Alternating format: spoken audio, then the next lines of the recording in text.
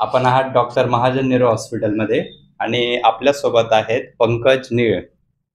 बकवाल नगरचं हे पेशंट आहे. जाणून घेऊया त्यांच्या या प्रतिक्रिया, 14 ट्रीटमेंट नंतर त्यांचा अनुभव, पूर्वी त्यांना होणारा त्रास आणि ट्रीटमेंट नंतरचा त्रास. तर काय पंकज भाऊ, काय वाटतं तुम्हाला? सुरुवातीला काय त्रास होता तुम्हाला? नमस्कार. माझा त्रास जो होता सर हा आपलं जी मानेची जी नस आहे ही दबली होती, कारण की मी MRI काढला. म्हणजे हाताला मुंग्या येत असल्यामुळे मी MRI काढला. त्याच्यामध्ये जे कळालं, आपण तसं दूधचे जे न्यूरोसर्जन होते त्यांच्यासोबत पण कन्सल्ट केलं होतं.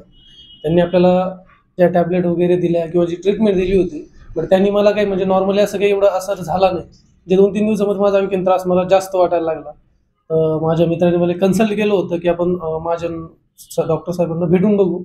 रिपोर्ट आणि ते घेऊन तुमच्याकडे आलो आणि तुम्हाला जो हा मी त्रास सांगितला, त्याच्यानंतर तुम्ही मला जे कन्सल्ट केलं होतं की बाबा आपल्याला काही गोळ्या वगैरे घ्यायची गरज नाही किंवा इंजेक्शन पण घ्यायची गरज नाही, आणि ह्या एजमध्ये तर आपल्याला ते अवॉइड केलंच पाहिजे. आणि त्यानुसार आपण हे जे ट्रीटमेंट मला सजेस्ट केली, त्या पहिले 1-2 दिवसानंतर जो ट्रीटमेंट घेतल्यानंतर हळूहळू जो माझा त्रास आहे हा 10%, 15% कमी कमी कमी होत गेला.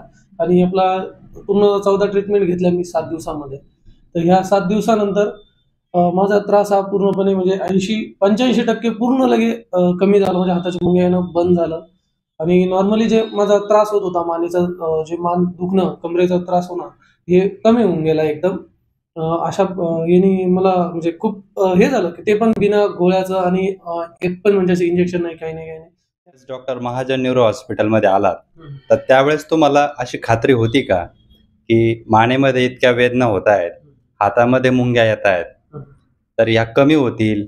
किंवा इतक्या मोठमोठ्या ठिकाणी आपण जाऊन आलो आणि गंगापूर सारख्या ठिकाणी हे कसं शक्य, असा काही जो संभ्रम आहे, प्रश्न आहेत, असे काही निर्माण झाले का मनामध्ये? म्हणजे हां, नक्कीच असं म्हणजे हे तर होतं मनामध्ये की बाबा मी दूध हॉस्पिटलमध्ये गेलो, न्यूरोसर्जन डॉक्टरना भेटून आलो, त्यांना कन्सल्ट केलं होतं. आणि त्यांचं असं म्हणणं होतं की बाबा तुम्ही जर त्यांचं पूर्ण असं हे फॉलो नाही केलं, तर आपल्याला 2-3 महिन्यानंतर किंवा 6 महिन्यानंतर आपल्याला त्याचं ऑपरेशन करावं लागेल.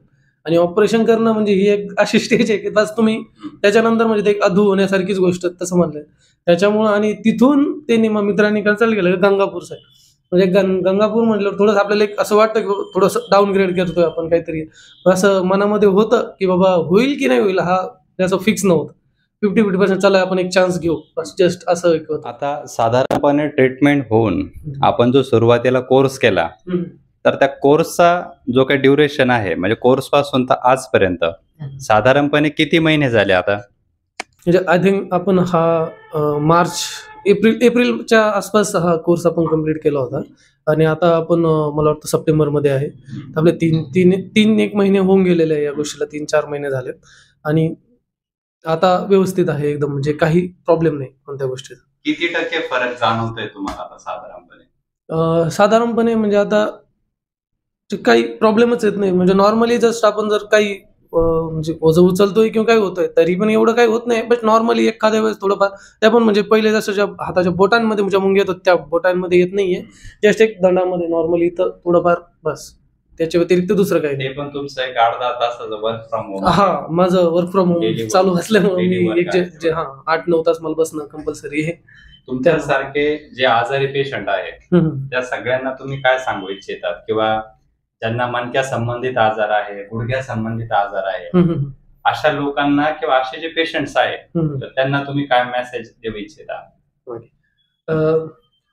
नॉर्मली आपण जर हे करतो ना, माझ्या इच्छाला तर मी म्हणजे नक्कीच सांगेल की तुम्ही जे ॲलोपॅथी ही आपल्याला किती नाही म्हटलं ते ह्या एजमध्ये आपण ती सहन करून जाऊ शकतो, पण ती नंतर आपल्याला प्रॉब्लेम देणार हे फिक्स आहे.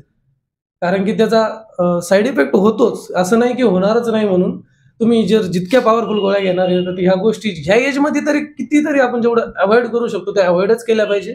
विदाऊट त्याशिवाय आपल्या एक बॉडीला आपण फिजिकली तसं ट्रेन करून जर आपण ते इम्प्रूव्ह होत असेल, तर हे सगळ्यात बेस्ट वे राहील की आपण विदाऊट गोळ्या आणि ॲलोपॅथीचं जसं आपण आपल्या बॉडीला तयार करू तेच व्यवस्थित राहील, असं माझं म्हणणं आहे.